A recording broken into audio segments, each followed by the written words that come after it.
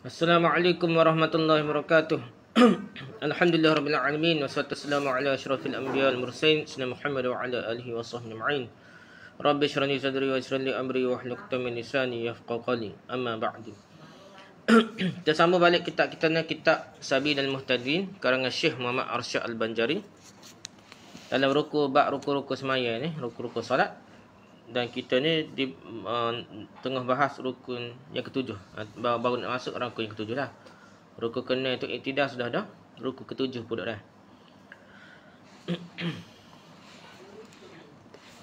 Okey, rukun yang ketujuh. Ialah sujud 2 kali pada setiap rakaat. Setiap rakaat tu sujud 2 kali kerana ditetapkan berdasar Al-Quran, bukan hadis. Biasalah pakai Quran sebut pasal sujud dah. Hadis dan ijma' umat lah. Banyak kali lah dari bukan sekadar Quran, hadis, ijma' sekali umat dah. Hikmah mengulangi solat sujud 2 kali kerana menunjukkan terlebih tawaduk. Lagi pula disuruh oleh syarak. 2 kali ni hikmah dia ni benda yang tidak muktamad kecuali hadis Nabi dah. Tapi Nabi tak cerita pun, tapi ulama pepeh itu ada maksud dah, iaitu menunjukkan tawaduk, lebih tawaduk dah. Rendahkan diri, hina diri di hadapan Allah. Dan disuruh, lagi pula disuruh oleh syarak membaca doa dalam sujud. Ada pula doa-doa dah. Molek kita berdoa sebenarnya sujud ni dah. Dan diterangkan dalam hadis bahawa doa yang dibaca dalam sujud selalu diperkenalkan. Tepat hafal mustajab doa ni masa sujud dah. Bukan kita doa lepas semaya dah. Kalau nak kira waktu mustajab doa, lebih mustajab ialah waktu sujud dah. Maka sesungguhnya dilakukan 2 kali sujud sebagai tanda bersyukur kepada kemampuan untuk memenuhi tuntutan perintah Allah Ta'ala dah. Jadi kita sujud ni nak ucap terima kasih dah, kerana Allah beri pilihan kepada kita supaya kita mampu sujud dah dan memenuhi perintah-perintah Allah SWT dah. Okay, lepas tu bermula sekurang-kurang sujud dah. Bermula sekurang-kurang sujud tu dengan meletakkan kulit dahinya ke tempat sujud. Yakni dengan tidak berlapik. Jangan berlapik lah, jangan lapik dengan piyah dah. Lapik dengan sesuatu. Cumanya kalau terlapik tersentuh tu tak apa, rambut sikit ke piyah sikit dah. Atau sentuh terus sampai kau tak kena kulit dahi dah. Dan menetapkan dahinya di tempat sujud sesuai dengan semua syarat-syarat sujud seperti yang akan dikemukakan kemudian. Kerana Nabi sallallahu alaihi wasallam bersabda, "Idza sajadta famakkan jabhataka minal ardi wala tanaqqur naqran." Ini ada hadis dah. Artinya dah, apabila engkau sujud, tetapkanlah dahimu dah. Dahi tu biar lekat molek kena tempat sujud dah. Di tanah lah. Tetapkanlah dahimu di tanah dan janganlah sujud seperti ayam mengais-ngais. Hadis Ahmad dari Abi Hamid Al-Asadi. Jadi tafsirnya pun ayam ni patut ayam kita makan cepat. Dia bukan dia cepat, dia patut dia lajulah dah. Jadi bobo setuh tu naik pun tak. Nah, jadi tu cara ayam dah. Tanaqqur naqran dah. Cara ayam mematuk jangan sujud dia bobo setuh latar bikah mang tak sil lagi tu tak ada tamak ninah. Jadi kita nak semaya ni biar lama di sujud tu. Sujud terlama sikit tanda tenang dah. Anggota kita tak gerak dah barulah boleh akak dah. Hadis ni hadis riwayat Ahmad dah. Hadis lain dan lagi hadis yang berbunyi innahum syaqau ilaihi sallallahu alaihi wasallam harrar ramadha fi jabhatihim falam yazal syakwahum. Artinya bahawasanya mereka para sahabat ni, para sahabat mengadu kepada Nabi sallallahu alaihi wasallam tentang panasnya pasir pada dahi mereka. Harrar ramadha dah. Panasnya pasir pada dahi mereka di kala sujud dah. Tapi Nabi tidak menghilangkan pengaduan mereka, tidak menghiraukan pengaduan mereka dah.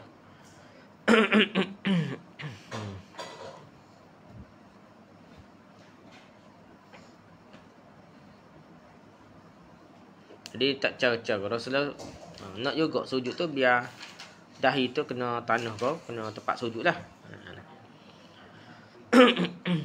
Kalau seandainya hadis ni tak cerita riwayat mana dah, kuat setan mana wallahu alam lah, tak sebut kita hadis mana dah. Kalau seandainya tidak wajib membukakan dahi dalam sujud, nescayalah Rasulullah SAW menyuruh memberi lapik pada dahi untuk menghindarkan panasnya pasir. Itulah, tu mengikut pendapat kita dah. Ada hadis. Jangan main dah. Dia kata hadis Sahih Bukhari. Ada sebut hadis tu, sahabat ni dengan kais survey dia dah. Tak tahulah jawab gana, saya tak ingat. Ada jawapan dia. Mazhab kita ni kata tak boleh bergerak dengan semaya ni. Pakaian kita, termasuklah serbai kita dah, kita buat lapik sujud dahi tak boleh masa sujud dah. Ini mengikut adalah jawapan gana, saya tak ingat. Cuma lah ni memang ada hadis kata segitu. Hadis ni tak kuat ni. Nabi tak ingat. Wallahu a'lam lah. Tapi yang pentingnya kita ni berhati-hati, iaitu ihtiyat. Kita kira dia tak boleh lagi lapik dah. Kalau nak lapik juga kita buat sejadah lah. Kita bawa sejadah ataupun pakaian lain macam sejadah, ataupun dia panggil gapo, sejadah kecil tu. Istilah dia gapo tak ingat dah. Kau bahasa Arab dah. Jadi sejadah kecil tu zaman Nabi pun ada juga dah. Sebenarnya ada dah. Bukan tak boleh lasu, tapi dia tak usahnya pada pakaian dah. Walaupun ada mazhab lain Bukhari gapo kata boleh pun, kita tinggal lah, kita ambil tak boleh lah. Dah. Tak boleh berlapik dengan pakaian kita pakai, bergerak bersama-sama kita semaya ni. Jadi berlapik bawah tu tak apalah. Lapik bawah tak apa dah, sejadah gapo. Untuk elok panah pasir kau dah. Kita ni tak panah mana. Biasanya kita ni untuk cemas suci je. Kita ni dah lebih suci dah. Dah. Tapi kalau negara Arab panah sungguh lah. Nak pasir tu panah. Jadi tak lapik. Nak letup lah kulit dah. Kulit dahi dah. Gitulah ceritanya dah. Hikmah yang seperti itu ialah maksud sujud dengan meletakkan kulit anggota yang paling mulia, iaitu dahi lah. Dahi ni tempat otak kita dah, tempat mulia lah. Ke tempat yang paling hina ialah bekas-bekas kaki, tempat bekas kaki kita pada tempat sujud itu. Dah. Kita ni kena tunjuk dengan perbuatan zahir dah, kehinaan diri dah. Bukan main makrifat aja dah, makrifat.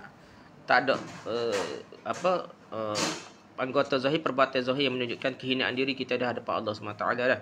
Cara nak tunjuk kita hina diri ni, caranya kita letak dahi kita yang tempat yang mulia tu, di tempat bekas kaki lah. Tempat kita sujud tu, kita duduk lalu dengan kaki je kat kawasan tu. Jadi, tempat kaki tu kita sujud dah. Agar menunjukkan kesempurnaan khuduk.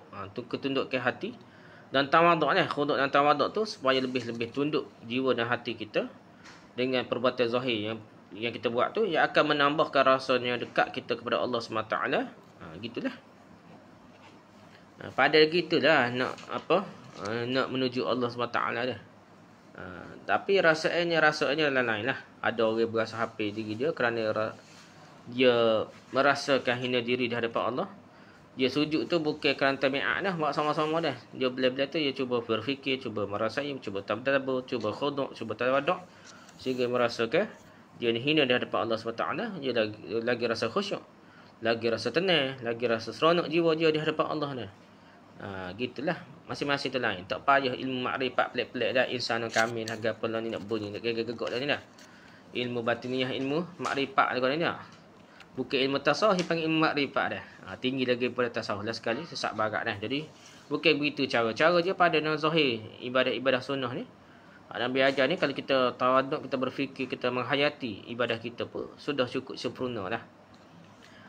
Sudah cukup hebat dekat pendekatan diri kita pada Allah, tanpa perlu kepada ayat-ayat falsafah berbunga-bunga sehingga lari daripada agama yang sebenar. Lepas tu kita seperti disebutkan dalam hadis lah. Hadis ada sebut aqrabu ma yakunul 'abdi min rabbih idza kana sajidan. Sehampir-hampir hamba dengan Tuhannya apabila ia dalam keadaan sujud. Jadi paling-paling hampir manusia ni, hamba dia dengan Allah SWT ialah dengan sujud dia. Apabila ia sujud. Jadi hadis riwayat Muslim dari Abu Hurairah. Hadis kuat ni, hadis riwayat Muslim. Jadi kita dekat dengan Allah ni ialah dengan sujud. Bukan setengah tu cari kubur dah. Dia kata dia jauh ni Tuhan dah, Allah tak dengar dah. Allah ni pekak tak dengar dah. Kalau dia doa dah, lagi kau tak wali baru dengar dah.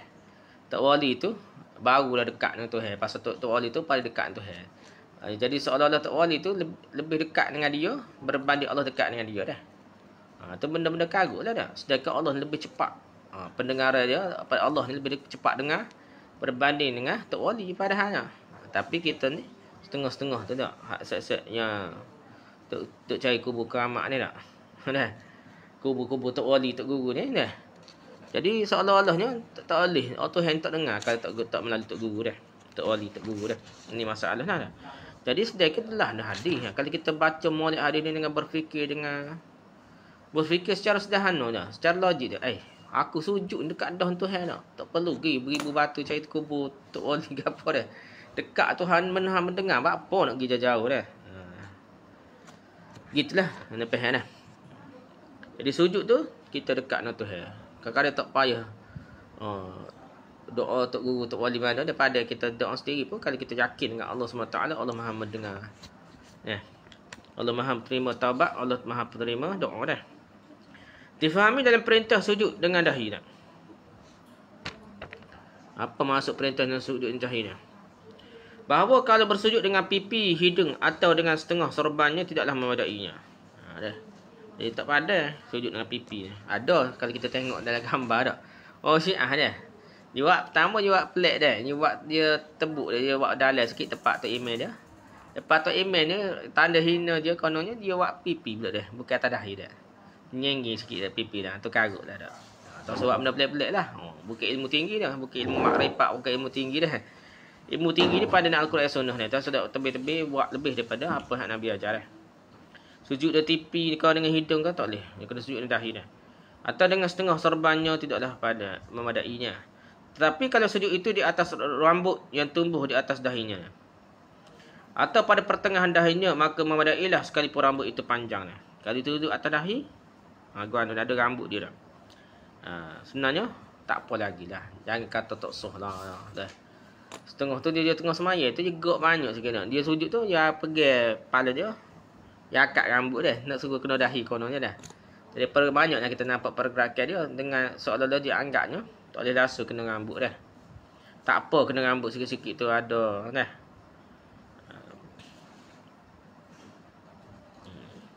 Jadi ada bahagian mesti ada sikit-sikit kena dahi dah. Tak apalah, tak sedap gerak banyak dah dah. Kan tidak kat kapir dah. Kan tak sedap ya. Jadi kaedah dia tak perlulah kita takut nak kena rambut tu, kena tempat sujud dah. Habis itu syarat sujud tu ada 9 perkara dah. Syarat sujud tu ada 5 perkara. Pertama, tamakninah dalam sujud. Tidaklah sah sujud dengan tidak tamakninah. Kalau kita baca hadis lah, jangan buat macam ayat mematuk dah. Ayat mematuk tu tak ada tamakninah lah. Jadi kita kena sujud biar lama diam. Dah. Tu panggil tamakninah ketika sujud. Ada ulama kata sekadar sekurang-kurangnya subhanallah. Lebih kurang lah biar lama sikit supaya kita tenang anggota tubuh kita dah dalam keadaan sujud. Lepas tu syarat seterusnya, syarat kedua tu meletakkan sebahagian dari kedua lututnya. Jadi lutut dia pun kena apa? Kena itulah, kena tanah tu dah. Tapi hak ni tak mestinya ya kulit lutut dah nah. Tapi pada nampak kaya apa tak apa, asal ke lutut tu menyentuh lantai tu lah dah. Yang ketiganya meletakkan sebahagian telapak tangannya dah. Sebahagian dah. Ni pun ada bicara dah. Ada bicara ni oteno lah. Kita tu dan kain semaya dia guna soh kodok semaya dia dah. Sebab Nabi sujud dengan 7 anggota dah. Dah. Ada pula bicara tapak kaki ni jari kaki pula dah. Setuh kodok dah. Jadi kita kiranya asas setuh pada dah. Setuh sebahagian. Tak lah mesti rapat jik dah. Setuh sikit pun tak apa dah. Cuma cara dia janganlah biar setengah budak-budak ni buat gini sikit-sikit dah. Buat gini lagi apa kita suruh berapat lah. Lebih kurang lah. Tapi nak kata kau tidak sah, tidak lah dah. Tak apalah. Tidak kena sebahagian je telapak tangan. Bukan semua telapak tangan tu kena rapat dah. Kalau kain satu pun kita kira tak apalah. Ada perbahasan. Saya tu ada nanya tu teracik jugalah lama dah berapa tahun lepas. Ingat tak ingat lah. Dalam Mawsu'ah Al-Fiqhiyah Al-Kuwaitiyah dah. Mawsu'ah Al-Fiqhiyah Al-Kuwaitiyah tu ensiklopedia fiqh Kuwait tu. Dia detail lah. Dia ikut benda kita cari, mudah nak cari dah. Kalau sujud, cari bab sujud dah. Lepas tu rukuk sujud, cari bab rukuk sujud. Lepas tu dia ceritalah panjang hak ni kata gini, mazhab ni kata gini, macam-macam lah dah. Tak apalah, yang pentingnya kita kira tak apa dah, bahagia dah. Yang keempatnya meletakkan sebahagian dari perut jari kedua kakinya lah. Jadi jari tu kena sentuh. Mengikut mazhab kita ni kena sentuh. Mazhab lain tu tak lah. Jadi terakat ni tak boleh lah. Setengah kita ni orang tua dia kadang-kadang terakat kaki masa sujud dia. Kalau kita nak moleknya tegur jugalah. Nabi lah mana dalam hadis tu Nabi suruh sujud dengan 7 anggota dah. Mazhab kita suruh Nabi tu bermasuk rukun kena sujud lah, syarat lah. Tapi mazhab lain yang bahas lagi lah. Ada dalil lain pula. Tapi sekurang-kurangnya kita kena ikutlah kaedah je mesti sujud lah. Biar perut ibu jari jangan terakat dah kaki masa sujud dah. Tidak mewadai dengan tidak meletakkan semua itu pada tempat sujud sebagaimana yang terangkan dalam hadis. Nah. Jadi kena duduk rapat belakang lah. Walaupun pakai stokir pun kena rapat je lah. Pakai kasut pun dah. Semaya pakai kasut boleh dah. Kaki tu hujung kasut je tu anggap macam gati ibu jari lah, kena perapat juga dah. Buat dua-dua lah. Sebab dalam hadisnya umirtu an asjuda ala sab'ati a'dha' al-jabhati wal yadaini wa rukbataini wa atrafil qadamain. Artinya aku diperintahkan untuk bersujud atas 7 anggota nah. Ala sab'ati a'dha' nah, atas 7 anggota. Al-jabhah ni dahi lah dah. Wal yadain tangan lah, 2 tapak tangan lah. Wa rukbataini 2 lutut. Rukbataini 2 lutut. Wal atraful qadamaini dan kedua hujung jari kaki dah. Atrafil qadamaini. Kedua hujung jari kaki dah. Hadis riwayat Bukhari dan Muslim dari Ibn Abbas. Jadi itu syarat yang ke 5 dah. Ya ada 9 syarat semua sujud dah. Kita kena ikut lah hadis kuat tu, hadis Bukhari Muslim ni. Jadi kena ikut lah. Khilaf-khilaf pun kita ambil ikut hadis lah utamanya lah. Jangan buat berani pula dah. Jadi kita kena ikut hadis dulu biar setuh laku dah. Walaupun ada khilaf pun kita ambil selamat dah. Kelima, menekan kepala ke tempat sujud. Jangan pakai letak berbau setuh dah. Biar kita tekan. Berasa biar tekan sikit dah. Bukan tekan kuat. Biasa lebih kurang tu mesti tertekan dah. Kalau sujud di atas kapas, wajiblah menekan dahinya sampai kelihatan bekas dahi. Maksudnya kepek. Dah. Kalau berbau setuh ni, tak kepek nak. Kapas ni nak kepek. Kapas tu baru tanda berat dah. Dan bekas ni dapat dilihat pada tangan kalau tangan diletakkan di bawah kapas. Nah. Tahulah bekas tangan kan. Tapi yang penting nampak kepek lah. Sedangkan menekan anggota yang 6 tidaklah wajib. Jadi kalau anggota lain tu tangan, lutut, kaki, ibu jari kaki ke apa tu tidak wajib tekan kuat sangat dah. Tidak wajib dah. Wajibnya dahi tu kena tekan dah. Lepas tu inilah yang dipegangi oleh Syekh Ibn Hajar dalam kitabnya Tuhfatul Muhtaj, Syarah Minhajul Talibin, dan juga oleh Syekh Khatib Syarbini dalam kitabnya Mughni Muhtaj nah. Dan juga oleh Syekh Ramli dalam kitabnya Nihayah. Sama sepakat ni. Jadi benda ni hebatlah. Dia sepakat ulama-ulama besar ni mazhab Syafi'i ni kita kena ambil penting lah. Kita tak boleh anggap remeh dah. Berbeza dengan apa yang dipegangi oleh Syekhul Islam dalam kitabnya Syarah Minhaj, Syarah Manhajut Tullab. Kalau ada Syarah Minhaj. Syarah Minhaj juga kau tak tahu. Tapi kalau Manhajut Tullab tu ada kitab isu Manhajut Tullab. Lepas tu syarah dia Asnal Matalib. Tu kira-kira sesuh je lah kitab dia dah. Ada juga Syarah Minhajut Talibin ni.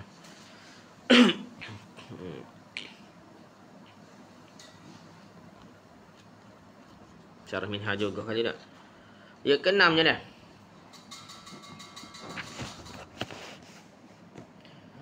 Okay, habis tu. Jadi syarat kelima dalam sujud tu. Tekan tempat sujud. Keenam pula dah. Keenam pula tidak membongkokkan melainkan kerana hendak sujud dah. Kita buat dengan sengaja nak sujud lah. Kerana itu kalau jatuh tak. Orang cendeh ke tak. Belaga nak siapa-siapa tak. Nah. Lepas apa sembah tak. Dari iktidak dah. Dan tepuh orang dah. Dan bukunya tepat ke alas sujud dah. Tanpa kehendaknya. Tanpa niatnya dah. Maka tidaklah memadai yang seperti itu sebagai sujud dah. Maka wajib ia berdiri kembali iktidak dan tumakninah. Kemudian sujud semula dah. Kalau nak cendeh kat orang sampai sembah dah. Sampai sujud dah. Jadi tak boleh. Kalau sembah tu cuba bangun semula. Iktidak semula. Baru terus sujud semula dah. Gitulah lebih kurang dah.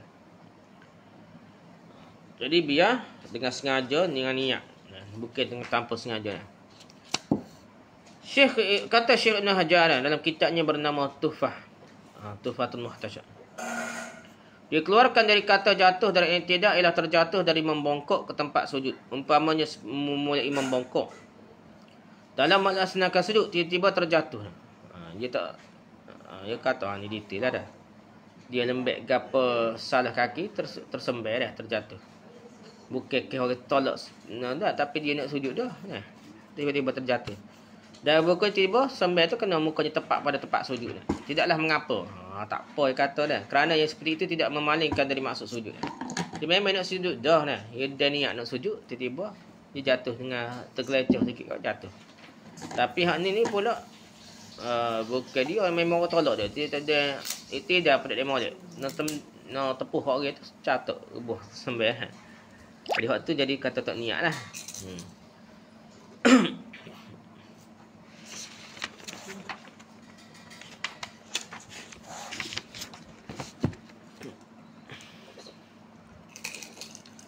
Tetapi kalau terjatuh yang dahinya terkena tempat sujud dengan tujuan untuk memperkuatkan tubuhnya. Dalam posisi itu dah. Niat lain lah. Niat nak kuatkan tubuh lah. Atau terjatuh miring kemudian terbalik dengan tujuan membetulkan tubuhnya dah. Dan dahinya kena tempat sujud pula dah. Dah. Maka dalam bentuk ini kalau tidak dikosakkan mengubah tujuan dari sujud tidaklah batal solatnya. Tetapi kalau dikosakkan mengubah tujuan dari sujud, batallah solatnya dan yang seperti itu tidak memadai sebagai sujud. Ya, jadi dia tujuan aja bukan nak sujud dah. Tujuan yang lain nak guna balik ke apa dah bukan tujuan aja untuk betul-betul sujud. Jadi walaupun terus sujud juga akhirnya tidak jadi sujud lagi lah.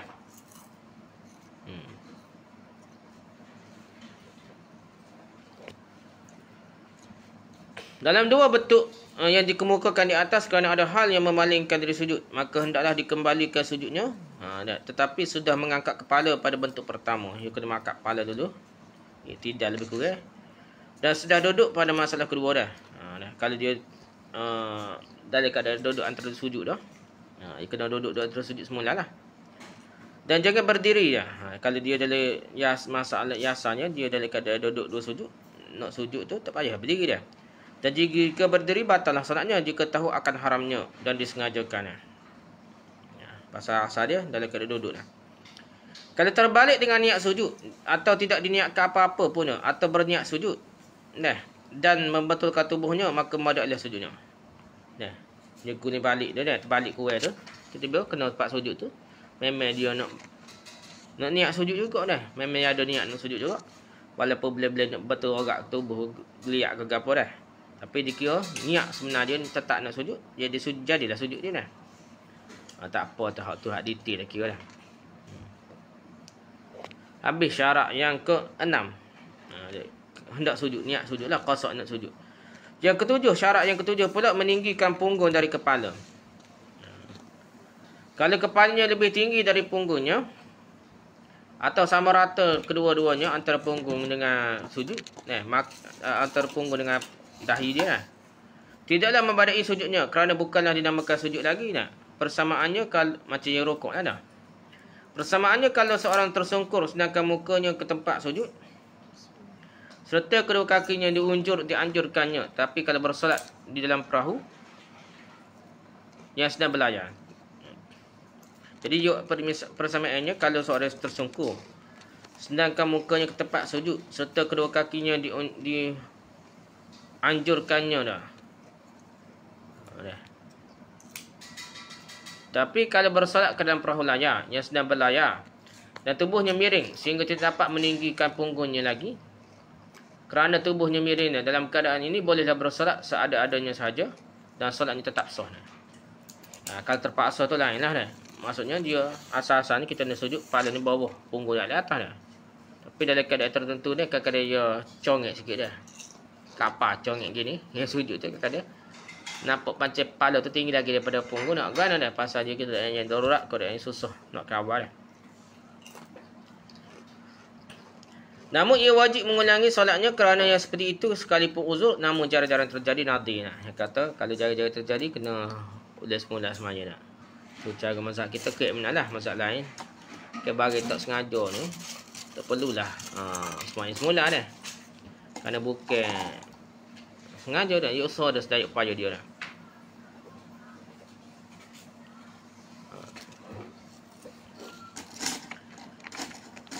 Tak apalah nak. Seorang yang menderita penyakit sehingga tidak dapat meninggikan punggungnya, hendaklah sujud menurut kemampuannya saja.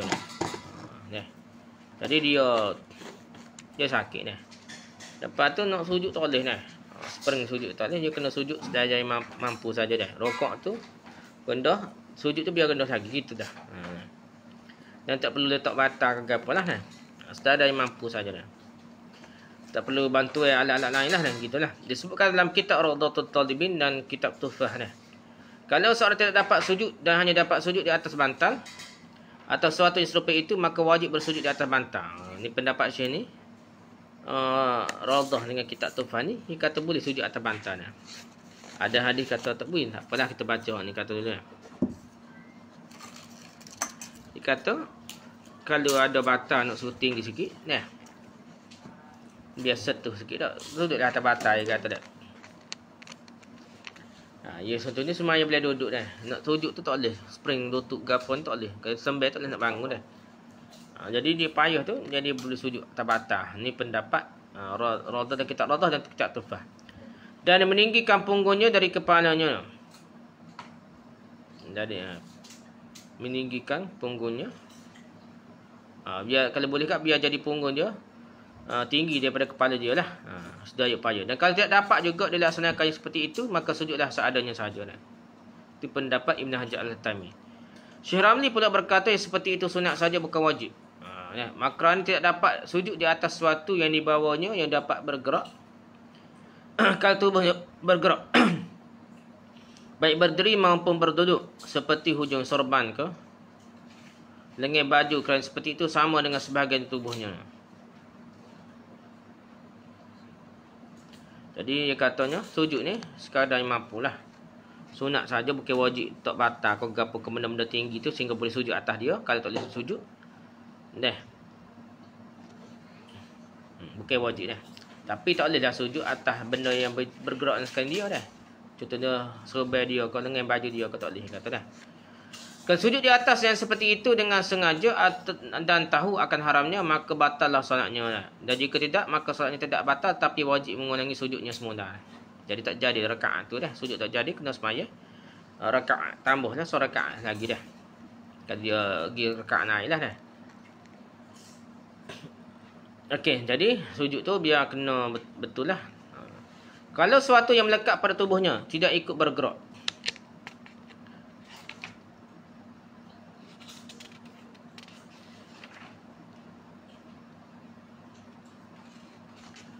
kalau sesuatu yang melekat pada tubuhnya tidak ikut bergerak, kalau tubuhnya bergerak seperti hujung kain yang panjang, maka tidaklah batal solatnya kerana hukumnya bercerai dari tubuhnya. Kalau tak kait dengan tubuh dia, dia kain lain lah, bukan hujung kain yang panjang. Kalau panjang dah kain dia, tak gerak sekali semaya dia dah. Sujud atas tu tak apa, dia kata dah. Dikeluarkan dari kata yang dibawa pada tubuhnya seperti sujud di atas tempat tidur yang bergerak. Kalau tubuhnya bergerak tidak mengapa. Contohnya sejadah ke, lembek ke, ataupun cadar ke apa, hal lembek kain, tapi dia bukan bawa pakai tubuh dia dah. Jadi sujud walaupun gerak sekali tak apa dah. Boleh sujud di atas kayu yang dibawa di tangannya, atau kipas, atau sapu tangan dan sebagainya. Dia bawa tu, tapi bukan bergerak dengan tubuh dia, dia tak depan kat tak apa lah. Syekh Ibn Hajar dan Syekh Ramli berbeza pendapat tentang sesuatu yang bergerak kerana tubuhnya ikut bergerak. Apakah yang dimaksudkan dengan bergerak di sini ialah bergerak dengan sendirinya tanpa digerak-gerakkan? Inilah arti yang dipegang oleh Syekh Ibn Hajar dalam kitab Tuhfah. Ataukah yang dikehendaki bergerak itu ialah gerak dengan sendirinya atau digerakkan? Inilah yang dipegangi oleh Syekh Ramli dalam kitabnya bernama Nihayah. Bicara detail pula tak. Awak lapik ni tutup kalau dia sujud atas tu, bergerak bersama-sama dia tu, macam mana cara bergerak? Gerak dengan sendiri ke atau digerak ke? Kita patai pening lah, kita pergi hak tadi saja dah.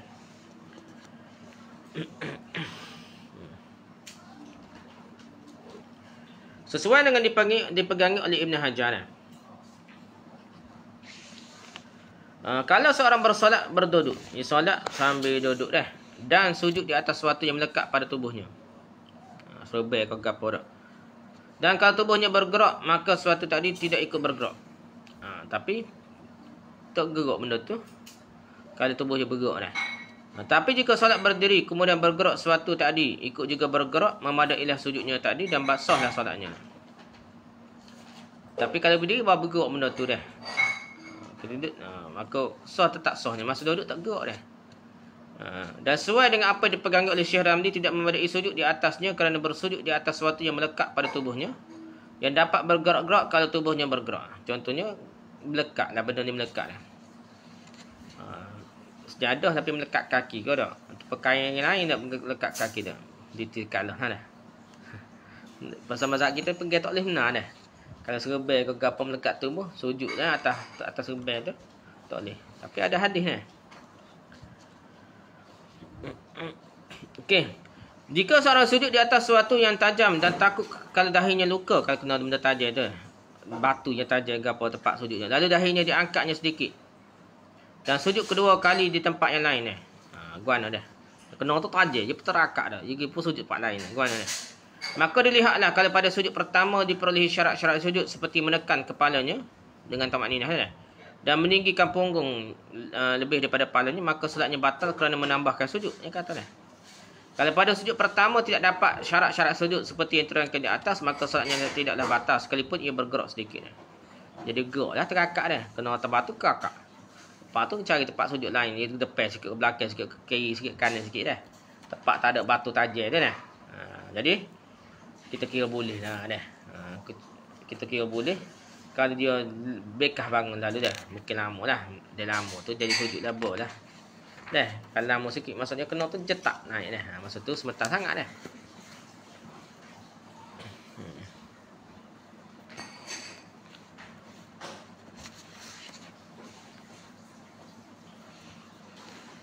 Dan cara melepaskan dari bantal dalam masalah pertama, jangan diangkat kepalanya tapi hanya dahinya digeser ke tempat lain yang tidak tajam. Bukan dari bantal, dari batang. Cara untuk bilah batang jangan diangkat kepalanya tapi hanya dahinya digeser ke tempat lain yang tidak tajam. Kalau takut wasbah ni kata suruh geruk lah ke depan atau ke kiri kanan, bukannya dengan cara angkat dahinya. Demikian diterangkan oleh qadi ni. Kalau terangkat sebentar tu kira maaf dah. Kira untuk ditis tahun ni berat lah dah. Jangan suka-suka lah. Kita kira yang paling mudah terakat sebentar tu dimaafkan dah. Okay. Okay, syarat yang ke-9 pula dah. Seluruh dahinya tidak berlapik.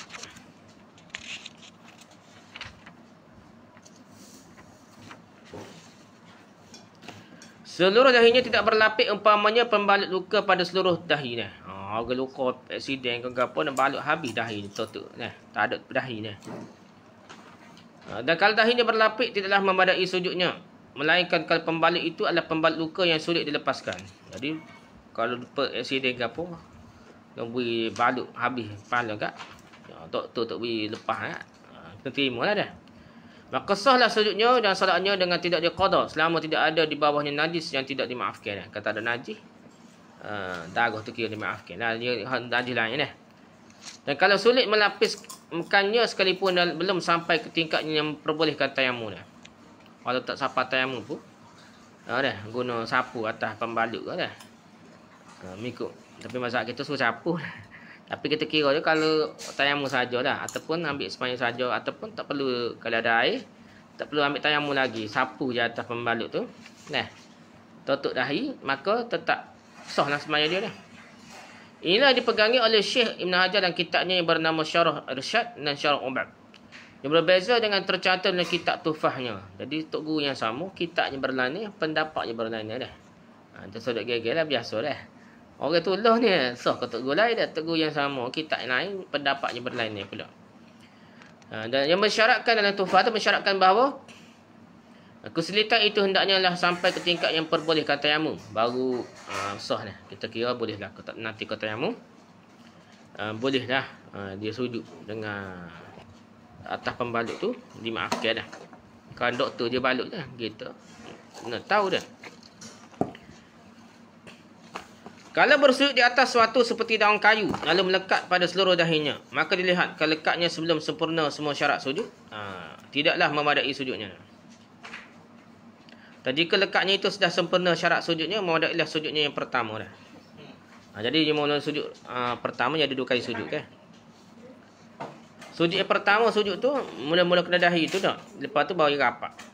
Lepas tu baru melekat dah. Mula tak melekat lagi lah. Anggapan ni tidak melekat lagi. Mula tu bersentuh dengan daun dah.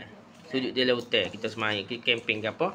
Tak ada sejadah, dia suruh semaya atas rupuk atas daun-daun gitu je dah. Dalam hutan gitu je. Jadi kita pun sujud dah. Lekat daun dahi kita.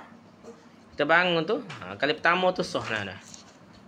Dan wajib menghilangkan daun yang melekat pada dahinya sebelum sujud yang kedua. Agar sah sujud yang kedua. Gitulah dah. Kerana kalau tidak dihilangkan dari dahinya, tidaklah sah sujudnya yang kedua. Sujud kedua tu masalahnya dah. Sujud pertama tu tak masalah. Pasal bersentuh sampai melekat tu. Apabila rapat baru sentuh dah.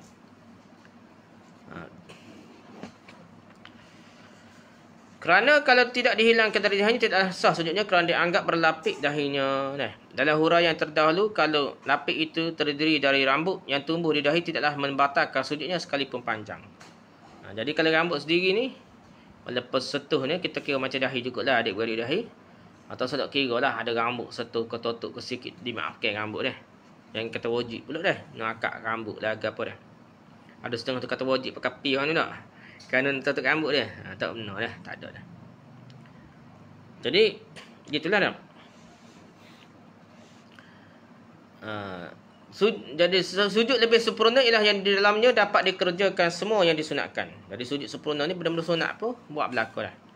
Dan terpelihara dari yang dimakruhkan. Benda-benda makruh kita tinggal berlaku dari sujud. Barulah sempurna sujudnya. Disunatkan dikala memulai menunduk sujud mengucapkan takbir tanpa mengangkat tangan. Masa sujud ni ada riwayat tak angkat tangan dia. Syiah pakai dah. Ada ulama hadis ni pun model ni kata suruh buat juga dah. Tapi tidak dijadikan dia amal kalau dapat mazhab ni. Dari sunnah, dari Syiahnya ada dah. Allah alam lah. Angkat tangan takbir kalau kita ni antara 2 sujud dia. Bangun antara sujud tu angkat takbir ke tak? Nak sujud pula angkat takbir ke tak? Dia sedang ketika tunduk sujud tapi tanpa angkat tangan lah. Dan disunatkan tertib dalam meletakkan kedua lutut dan kedua tapak tangan. Mazhab kita ni lutut dulu baru tapak tangan dah. Ada setengah kita tengok tu tapak tangan dulu dah. Ada 2 hadis tu dah. Dari segi sanak ni kita tengok-tengok tu tangan dulu tu lebih kuat dah. Tapi di segi matan, di segi makna hadis, ulama berbeza pendapat. Dia tengok lebih logiknya berdasarkan realiti dah. Nabi tak boleh sujud macam unta. Unta ni dia turun ke depan dulu dah. Anggap kaki depan tu macam tangan lah. Nabi kata jangan sujud macam unta. Anggaplah depan tu kaki unta ni. Unta mana ada tangan dah. Tapi kaki depan dia tu kita anggap macam tangan. Dia turun depan dulu. Maksudnya tangan dulu turun dah. Nabi tak suka dah. Imam Syafi'i faham tu. Pasal ada hadis dua-dua ni. Ada hadis dua-dua ni. Jadi waktu dibahaskan ulama lah. Jadi moleknya kedua lutut dulu dan kedua tapak tangan dan dahinya. Umpamanya didahulukan meletakkan kedua lutut, kemudian kedua tapak tangan dan seterusnya dahinya. Jadi ikut lutut dulu, baru tapak tangan, baru dahinya. Dan jika tidak sesuai dengan urutan tadi, maka hukumnya makruh. Sebagaimana dinaskan dalam kitab Lumu. Imam Syafi'i sendiri kata makruh lah. Dan sunat meletakkan kedua tapak tangan bertepatan dengan kedua bahu. Tempat letak tangan tu bertentangan. Tempat letak tangan tu masa sujud tu bertentangan dengan bahu dah. Serta telapak tangan dibuka dan jari-jarinya diluruskan. Dah. Serta dirapatkan dari hujungnya dihadapkan ke arah kiblat. Jadi tangan kita ni dia kata suruh buka sikit tapi menghadap ke kiblat lah, bukan yang ke kini ke kini ke tak gitu dah. Menghadap ke kiblat lebih kurang lah. Tidaklah wajib meletakkan hidung. Ikut mazhab kita tak wajib dah. Mazhab Ambali tu wajib dah. Syarat dia pula dah. Hidung ni bagi mazhab kita tak wajib. Dan ni timbul isu pakai mask dah. Mask ni. Kalau orang yang mengaji tentunya terpengaruh mazhab Ambali, dia rasa kecil perut juga dah. Pasal dalam mazhab Ambali tu tak jadi sujud kalau tak kena hidung dah. Dah. Pasal hadis Nabi tu dia sebut dah. Dia kata tunjuk dahi, tunjuk ke hidung dah. Orang noyak dahi tapi tunjuk ke hidung dah. Jadi gitulah. Ada perbahasan ulama lah. Namun sunat saja kerana meletakkan hidung dipersisihkan ulama tentang hukum wajibnya. Kerana itu difahami makruh Gini makruh tidak meletakkan hidung lah. Makruh tidak meletakkan hidung lah. Bukan makruh letakkan hidung, makruh tidak meletakkan hidung lah. Jadi kena buat lah. Letak hidung tu buat letak juga. Takut benda tu makruh tak molek dah. Dan sunat meletakkan hidung bersama-sama dengan meletakkan dahi. Serentak dah. Dan sunat meregangkan kedua lutut. Sekadar sejengkal. Jadi lutut tu bukan rapat, sejengkal jarak dia dah. Jengkal dah. Jarak antara dua lutut. Dan keduanya dalam keadaan tertutup. Kerana makruh membuka lutut. Seperti terangkan kitab Tuhfah. Buka lutut kan? Tak ada. Lutut tu jangan dibuka. Dah. Aurat. Dan sunat meregangkan kedua tumit. Sekadar sejengkal dah. Jadi mazhab kita ni sejengkal jarak antara kaki, tapak kaki tu. Dah. Tumit dia dah. Tapi ada dalil hadis lain pula sebut macam rapat dah. Tak apalah. Kita cerita sini ikut mazhab kita dulu. Serta keduanya dikeluarkan dari hujung kainnya lagi terbuka jika tidak memakai sepatu. Serta dihadapkan ke hujung jari-jari kaki ke arah kiblat. Jadi kalau tak pakai kasut dah. Boleh semaya pakai kasut. Kalau tak pakai kasut, maka cari dengan tekan sikit dan biar menghadap ke kiblat jari kaki kita dah.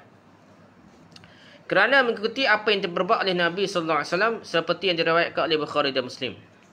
Demikian juga dalam mengucapkan takbir dah. Ada seorang ustaz lah dah. Suruh juga dulu dia kata tak sah dah kalau tak tekan dah. Tidak dah siapa tak sah dah.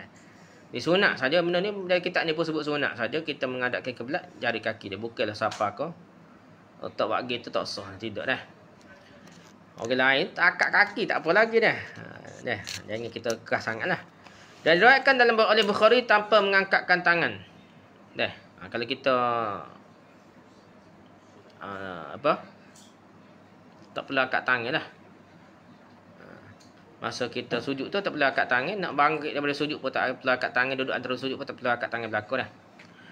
Meluruskan semua jari dan dirapatkan. Lurus jari, rapat jari. Dah. Dan menurut riwayat Bahaqi dihadapkan hujung jari ke arah kiblat. Dah. Jari hujung jari kaki ni hujung jari tangan pun kiblat, kaki pun kiblat. Dan menurut riwayat Abu Daud dan lainnya tentang perbuatan yang sisanya seperti yang terangkan di atas ni. Itulah kita cerita-ceritanya semuanya ada dalil lah. Teguh ni ayat dah. Sunat bagi lelaki merenggangkan perut dan pahanya dalam sujud. Dah biar jauh sikit perut dia dengan paha dia dah. Kita sujud tu paha dengan perut tu biar jauh sikit oleh lelaki dah. Dan merenggangkannya kedua sikunya. Jadi sikunya kena jauh sikit daripada bukan rapat ke perut tu, jauh sikit daripada perut dah. Jauh daripada kedua siku dari dada di samping dada samping dalam sujud. Jauh kedua siku daripada dada dah. Dan rokok kerana mengikuti mana ayat dia dah bunyi. Jadi dia jarak dah sikit dah. Begitu juga masa rokok ni kena jarak sikit dah.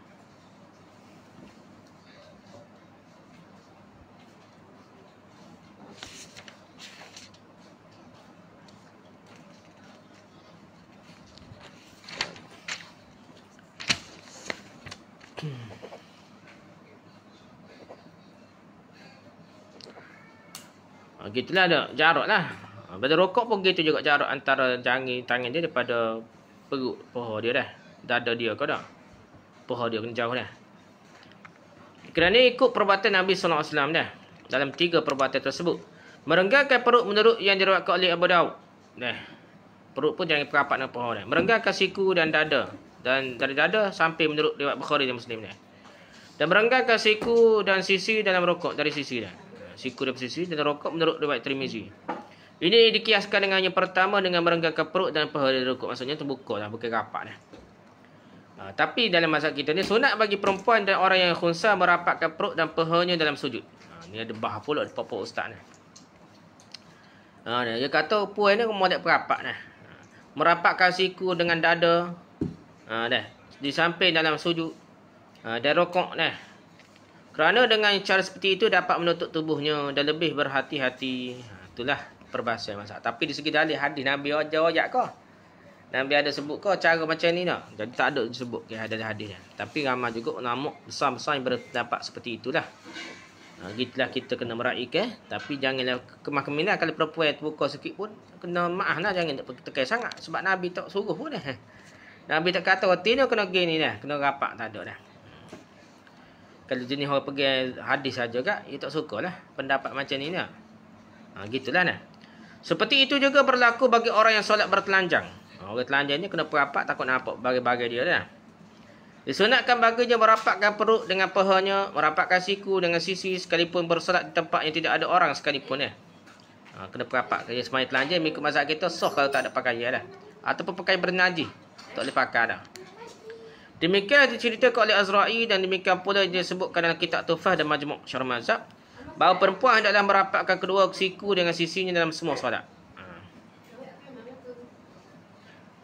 Disunatkan dalam sujud membaca Subhan Rabbiyal A'la wa bihamdihi. Dah. Maha suci Tuhanku yang maha tinggi dan aku memujinya.